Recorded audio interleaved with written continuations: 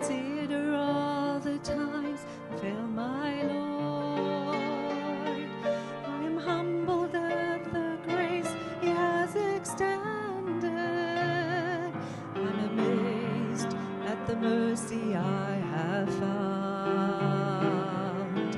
I could never earn His love on my own, yet every time I come before His throne, I stand redeemed by the blood of the Lamb. I stand redeemed before the great I Am. When He looks at me, He sees the nail-scarred hands that bought my liberty.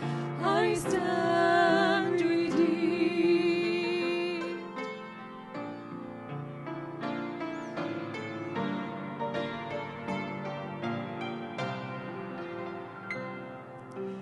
Even at my best, I am unworthy. I have nothing precious I can give. A broken life is all I have to offer, and yet it is a priceless gift to Him.